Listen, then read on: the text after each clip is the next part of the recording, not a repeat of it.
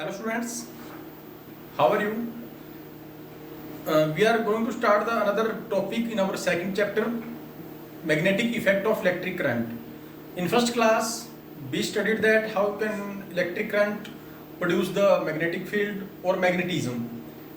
In next part of this chapter, we are going to discuss about the magnetic field pattern, or we can say that how we can find the direction of magnetic field lines, because in a permanent bar magnet we know that the direction is from north to south pole, but in those circumstances where we are going to create the magnetism by using electric current, then we have to also find the direction of electric current.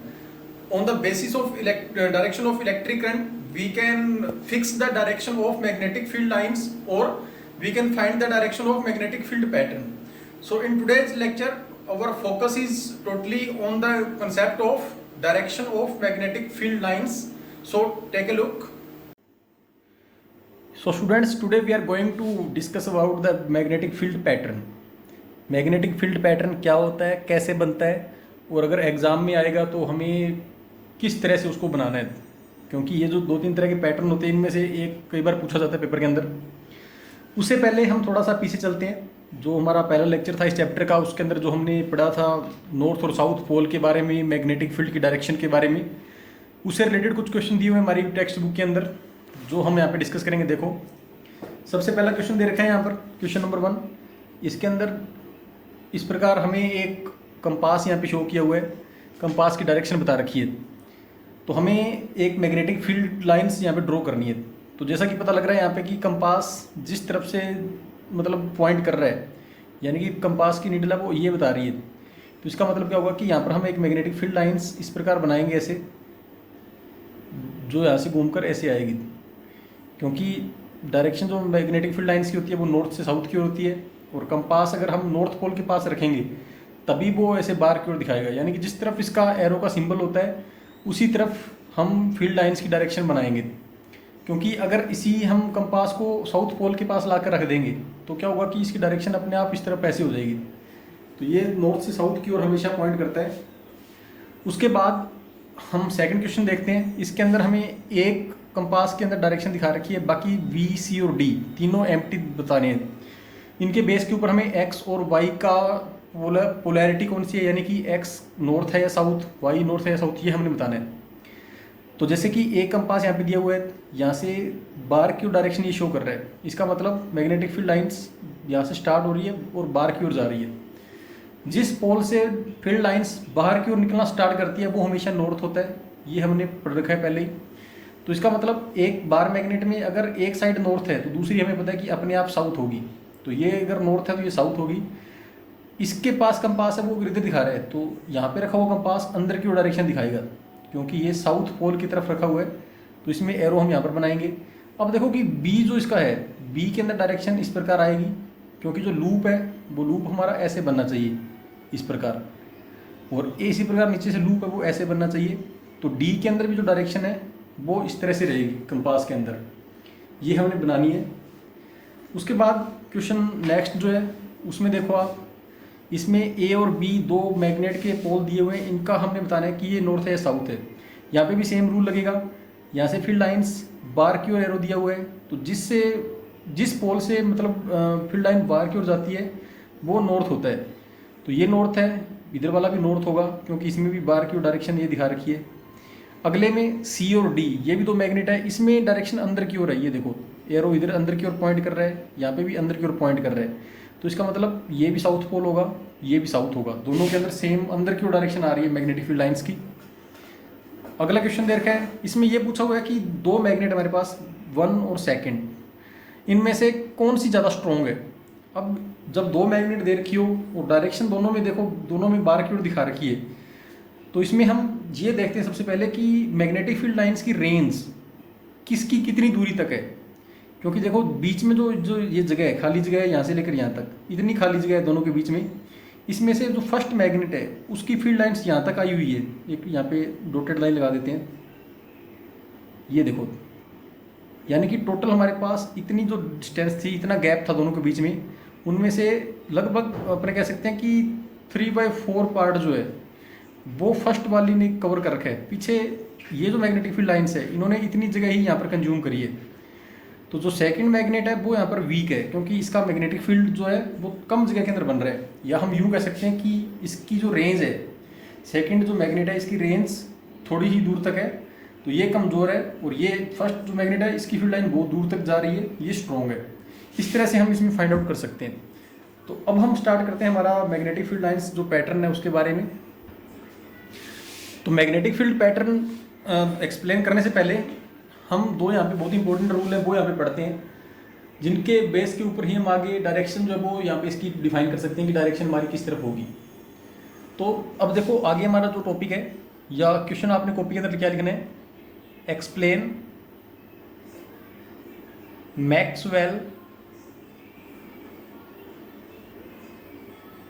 Maxwell's right hand and left hand rule, या सीधा ही कह सकते हैं कि explain Maxwell's rules for direction of magnetic field lines. Direction of magnetic field भी कह सकते हैं। तो अगर ये टॉपिक हमारा क्लास में चल रहा होता तो जो क्रिकेट के प्रेमी स्टूडेंट है वो अभी तक कह चुके होते कि सर ये मैक्सवेल कौन सा, ऑस्ट्रेलिया वाला। तो ऐसा पता नहीं कौन से थे ऑस्ट्रेलिया वाले, ग्लेन मैक्सवेल के कोई रिश्तेदार हो सकते हैं, कुछ और भी हो सकते हैं। हमारा फोकस है यहाँ पे कंसेप्ट के ऊपर ध्यान रखना कि हमने पढ़ना क्या है। तो मैक्सवेल ने दो रूल बताए थे। फर्स्ट था right hand thumb rule. Maxwell के दो रूल है, उनके अंदर एक है right hand thumb rule. Right hand thumb rule, तो राइट हैंड थंब रूल जो हमारा इसके अंदर है, पहले इसके बारे में बात करते हैं। तो इसमें हमारा हाथ है वो इस प्रकार रहता है, जैसे ये हमारे हाथ की पोजीशन है, थंब हमेशा ऊपर की ओर। नॉर्मली ये हमारा हाथ मान लो ऐसे है, इसको हम बंद करेंगे, थंब ऊपर की ओर कर देंगे, तो ये हमारे हाथ की मतलब इसके अंदर पोजीशन होनी चाहिए ऐसे। ये हमारा हाथ की पोजीशन आ गई। जिस प्रकार फेसबुक के अंदर लाइक का ऑप्शन होता है वो वाला सिंबल बनता है सेम ऐसे।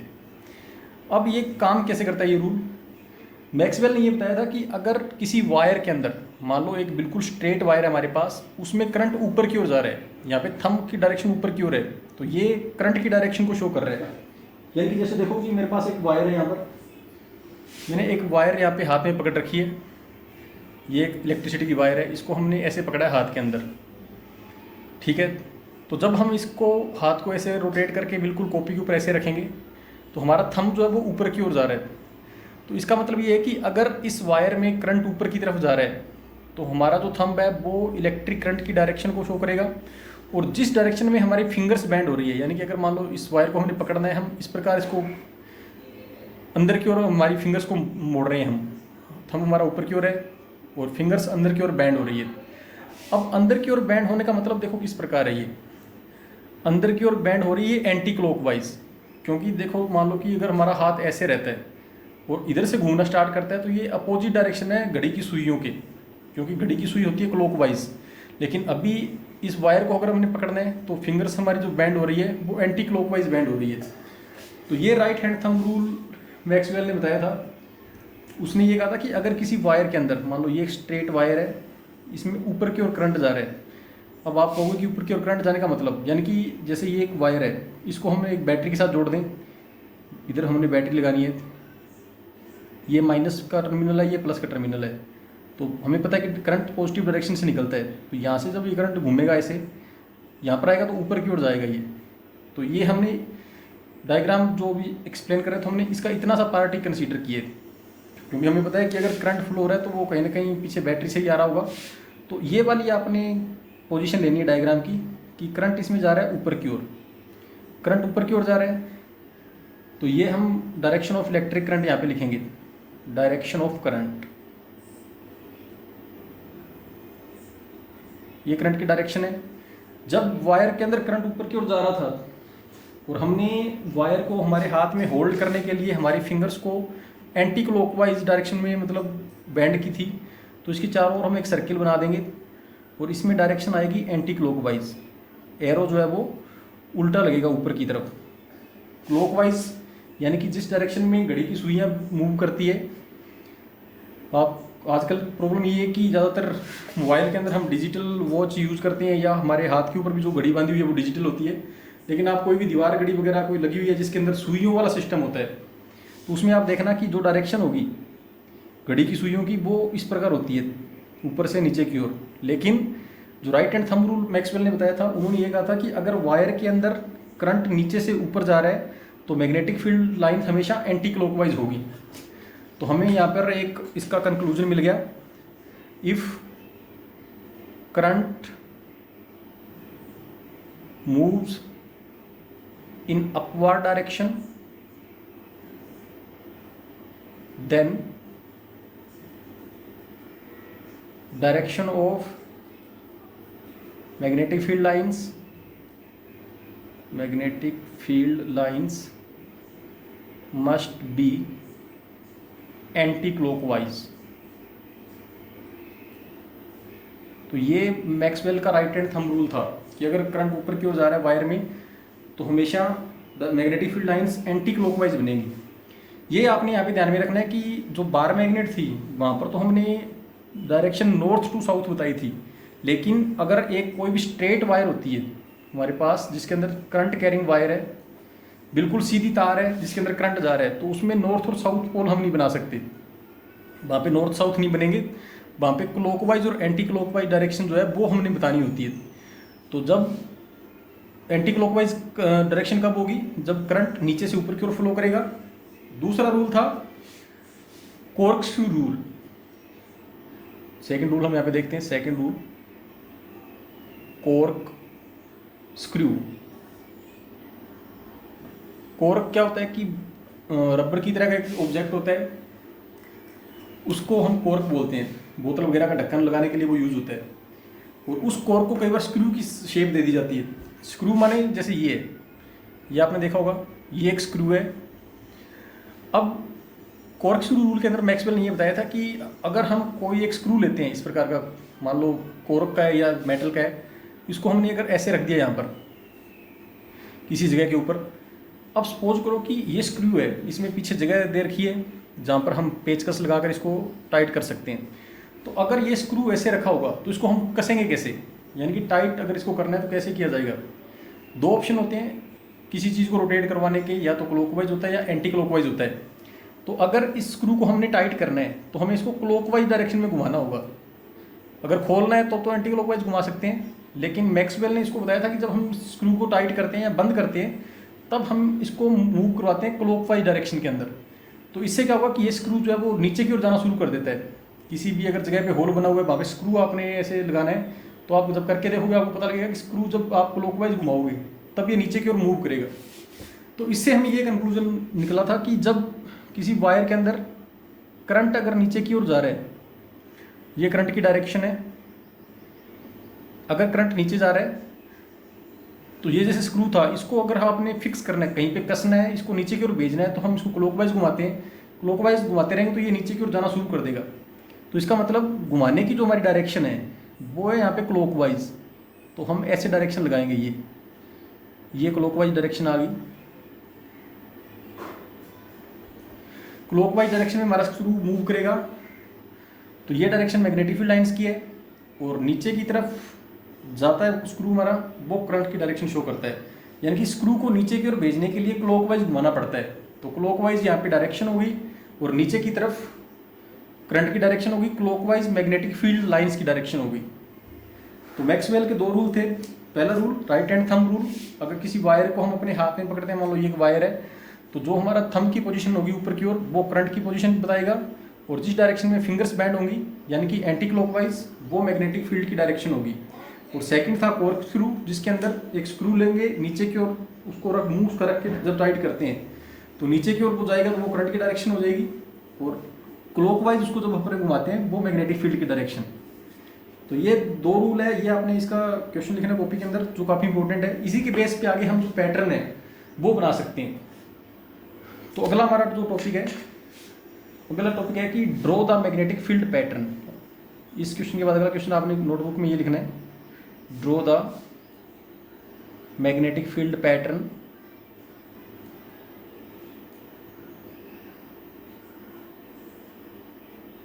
मैग्नेटिक फील्ड पैटर्न आपने बनाना है due to a straight current carrying conductor, current carrying conductor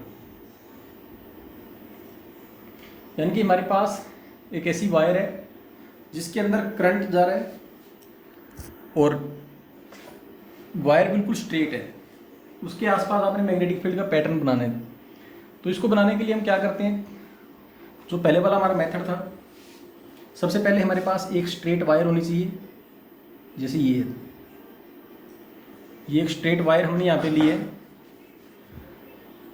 और इसको एक बैटरी के साथ जोड़ना है। इस तरफ यहाँ पर एक हमने ऑन ऑफ का स्विच लगाया पहले, करंट हम बंद या चालू कर सकते हैं, और ये बैटरी लगा दी है किसके साथ, बड़ी प्लेट जो है वो प्लस की है, छोटे वाली माइनस की है। अब करंट की डायरेक्शन देखो कहाँ किस तरफ होगी, प्लस का सिंबल ऊपर की ओर लगा हुआ है तो बैटरी के यहाँ से करंट निकलेगा। अगर हम स्विच को क्लोज करेंगे तो ये डायरेक्शन करंट की होगी, पॉजिटिव टर्मिनल से करंट ऊपर की ओर निकला, यहाँ से घूम के ऐसे करंट आएगा। तो हमने ये वाली साइड इसकी देखनी है, इसके बेस पे हम पैटर्न बनाएंगे। तो अब देखो, अब ये वाली साइड इसकी जो है, यहाँ पे आपको क्या नज़र आ रहा है, करंट जा रहा है नीचे की तरफ। अगर वायर में करंट नीचे की तरफ जाता है तो वहाँ पर कोरक्सक्यू रूल जो है वो अप्लाई होता है। कोरक्सक्यू रूल के अंदर अगर करंट नीचे की तरफ जा रहा है तो magnetic field lines and clockwise direction में बनेगी। तो इस प्रकार हम इस प्रकार फील्ड लाइंस बना देंगे, कई सारे लूप यहाँ पे बनाएंगे ऐसे।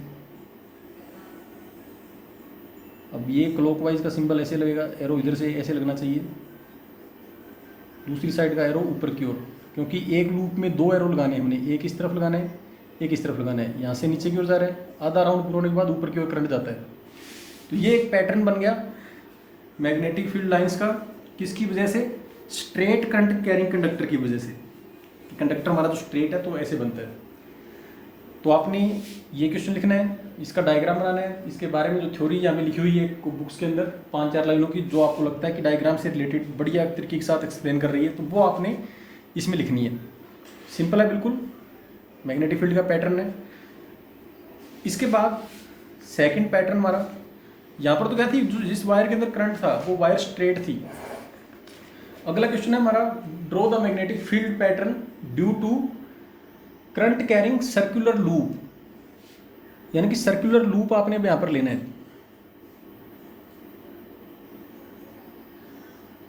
लूप का मतलब एक ऐसा रोटेशन जहाँ पर हम एक जगह से स्टार्ट होकर घूम के वापस वहीं पहुँच जाते हैं, तो वो लूप कहलाता है।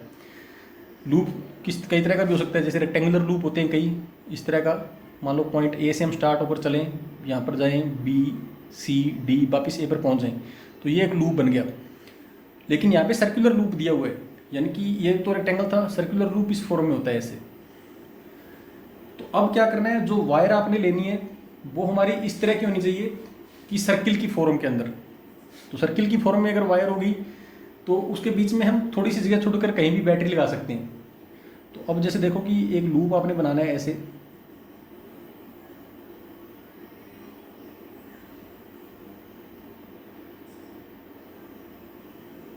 ये एक सर्कुलर लूप, ऑलमोस्ट सर्कुलर है, बाकी आप कंपास वगैरह से बनाओगे तो बढ़िया बनेगा।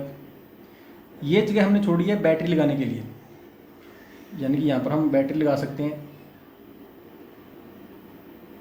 इस प्रकार। बैटरी आप कहीं भी लगा सकते हो, मान लो इधर नेगेटिव लगा दिया तो इस तरफ आप पॉजिटिव लगा सकते हो, पॉजिटिव नेगेटिव। करंट किस तरफ से जाएगा, पॉजिटिव से जाएगा। ये डायरेक्शन होगी, यहाँ से घूमकर इधर जाएगा, यहाँ से फिर ऊपर की ओर घूमेगा, और इस वायर में ऐसे ये यहाँ से घूमता हुआ इसमें नीचे की तरफ आ जाएगा, यहाँ भी नीचे की तरफ सिंबल लगेगा, इसमें इस तरफ लगेगा, ये ऐसे, और ये। सबसे पहले आपने करंट की डायरेक्शन बनानी है, यहाँ पे स्विच भी आप एक लगा सकते हो, कोई दिक्कत नहीं है। लूप बना दिया हमने। अब इसमें आप देखो कि इस लूप को हमने दो पार्ट्स में डिवाइड करना है। आधा पार्ट बीच में हम एक लाइन ऐसे लगा सकते हैं, ये लाइन भी मैग्नेटिक फील्ड लाइंस की होगी, इसकी डायरेक्शन अभी लिखेंगे कौन सी आएगी। तो अब देखो, आधा सर्किल ऐसा है जिसमें करंट जो है वो ऊपर की ओर जा रहा है, आधा पार्ट ऐसा है इसका लूप का जिसमें करंट नीचे की ओर जा रहा है। इसका मतलब एक डायग्राम के अंदर दोनों रूल लगेंगे, जो मैक्सवेल का राइट हैंड थंब रूल था और कॉर्कस्क्रू रूल दोनों था, दोनों हम इसमें लगाएंगे अभी। तो इस जिस पार्ट में करंट ऊपर की ओर जा रहा है, ऊपर की ओर जा रहा है, वहाँ पे right hand thumb rule, current की डायरेक्शन अगर ऊपर की ओर है तो magnetic field lines anti clockwise. तो हम यहाँ पर इस तरह से पहले लूप बनाएंगे। तो जब आप बुक्स में देखोगे तो उसमें क्या होगा कि 2-3 लाइनें तो ऐसे पूरी सर्कुलर होंगी, उसके बाद आधी आधी लाइनें लगाई होती है ऐसे। इसका मतलब ये है कि ये जो लूप है ये काफ़ी बड़ा है, हम इसका थोड़ा सा पार्ट यहाँ पे ले रहे हैं, आगे लूप अभी कंटिन्यू है ये। ऐसा नहीं है कि सिर्फ आधी लाइनें ही बन रही है, बन तो पूरी रही है, पर डायग्राम मतलब बहुत बड़ा हो जाएगा, तो हम 3 लाइनें कंप्लीट बनाकर 2 लाइनें ऐसे बना सकते हैं, कोई दिक्कत नहीं है। तो जब करंट ऊपर की ओर जाएगा तो करंट की डायरेक्शन एंटी क्लॉकवाइज, तो एरो जो है वो नीचे की ओर ऐसे लगना चाहिए, यहाँ पर नीचे की ओर लगेगा, दूसरी साइड जो है लूप की वहाँ पे ऊपर की ओर। अब ये एंटी क्लॉकवाइज बन गया, इस प्रकार की रोटेशन बन गई एंटी क्लॉकवाइज। इधर वाला पार्ट इसमें क्लॉकवाइज आनी चाहिए, तो यहाँ पर हम ऐसे लूप बनाएंगे, क्लॉकवाइज आ गया इसके अंदर। यहाँ पे भी 2-3 लाइनें ऐसे बना देंगे ताकि ये जो है वो कंप्लीट हो जाए इसके अंदर। इसके अंदर डायरेक्शन होगी, क्योंकि करंट जब नीचे जा रहा है तो लूप हमारा क्लॉकवाइज बनना चाहिए। क्लॉकवाइज बनेगा तो ये रोटेशन हम फॉलो करेंगे, तो यानी कि ऐसे एरो लगाएंगे इधर से, और दूसरी साइड में एरो होगा ऐसे। तो अब ये बीच वाली जो लाइन है इसमें अपने आप एरो इस डायरेक्शन में लग जाएगा, क्योंकि अगर हम इधर वाले में कंसीडर करेंगे तो भी ये एंटी क्लॉकवाइज की वजह से डायरेक्शन इसमें नीचे की ओर आएगी, अगर इसको इधर वाले में कंसीडर करेंगे तो ये अपने आप क्लॉकवाइज की वजह से भी नीचे की ओर आ सकती है, तो बीच वाले में अपने आप सेम वही डायरेक्शन आएगी। तो इस तरह का पैटर्न आपने ड्रॉ करना है अपनी नोटबुक के अंदर, और ये क्वेश्चन इसका लिखना है, draw the magnetic field pattern due to current carrying circular loop. एक पार्ट इसका और बचा है सोलेनोइड का, तो वो हम अगले लेक्चर में करेंगे, क्योंकि हमें पहले एक्सप्लेन करना पड़ेगा कि सोलेनोइड क्या होती है, उसके बाद उसका पैटर्न बनाएंगे। तो ये 2 पैटर्न आपने आज बना के लानी है, और कोई भी इस तरह के मिलते जुलते क्वेश्चन आपको टेक्स्ट बुक में मिले तो वो आपने करनी है। तब तक अपना ख्याल रखिए, सुरक्षित रहिए। Thank you, have a nice day.